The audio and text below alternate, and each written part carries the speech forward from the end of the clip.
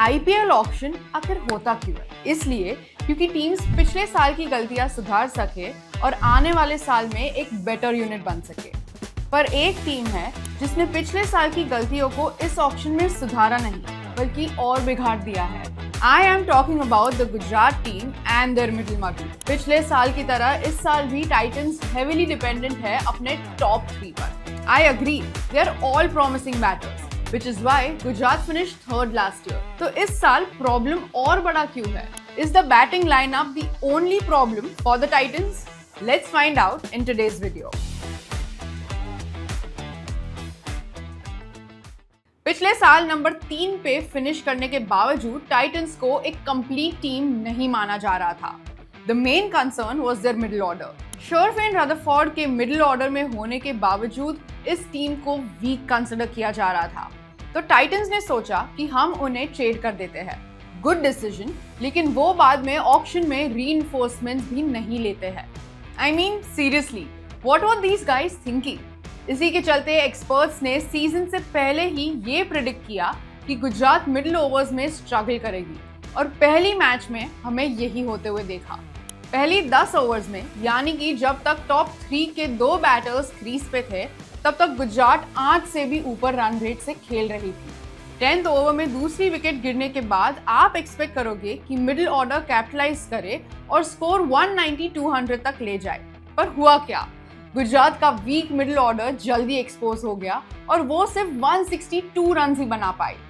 दरअसल अगर हम देखें तो शुभमन, सुदर्शन और बटलर अच्छे फॉर्म से नहीं आ रहे। ऐसे में ट्रस्टवर्दी मिडिल ऑर्डर का होना जरूरी है, जो टाइटंस के पास नहीं है। एडिशनली गुजरात के दोनों ओपनर स्टेडी स्टार्ट्स देने में मानते हैं और आउट ऑफ फॉर्म बटलर के लिए भी अभी पावर हिटिंग मुश्किल लग रहा है। ऐसे में टाइटंस को मिडिल ऑर्डर में स्टेबिलिटी के साथ साथ फायर पावर की भी जरूरत है, जो कंप्लीटली मिसिंग लग रहा है। यू वुड आर्ग्यू कि उनके पास ग्लेन फिलिप्स है, पर इंडियन T20 लीग में वो परफॉर्म अभी तक तो नहीं ही कर पाए। They should have brought in an experienced middle order batter who can bat at number 4 और 5. 6 और 7 नंबर पे बैटिंग करते हुए तेवतिया और शाहरुख ने up to the mark perform नहीं किया। रन्स और स्ट्राइक रेट दोनों के मामले में लोअर मिडिल ऑर्डर भी कंट्रीब्यूट नहीं कर पाई। गुजरात को ऑक्शन में एक नहीं 2 मिडिल ऑर्डर बैटर्स लेने चाहिए थे। This is complete disorientation. Gujarat team इतनी डिस्ट्रे में है कि उन्होंने अपने स्ट्रॉन्ग सूट बॉलिंग को भी सही से यूटिलाइज नहीं किया। They had सिराज, रबाडा, प्रसिद्ध, सुंदर एंड राशिद, पर सैडली गिल इन बॉलर्स को शायद सही से रोटेट नहीं कर पाए एज ही ब्रॉट इन प्रसिद्ध in the 13th over. So technically Gill miss the trick here. Titans के बॉलर्स ने शायद एक और गलती कर दी कूपर कॉनली के सामने। दरअसल ऑजी बैटर होने की वजह से कूपर हार्ड लेंथ पे स्ट्रगल नहीं कर रहे थे, पर टाइटंस के बॉलर्स ने अपनी लेंथ को कंसिस्टेंटली पीछे ही रखा और कॉनली उन्हें आसानी से डिस्पैच करते रहे।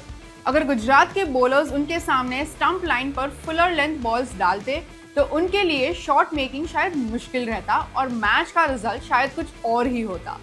गुजरात ने इस ऑक्शन में जेसन होल्डर को शामिल किया है। He can play the finisher role.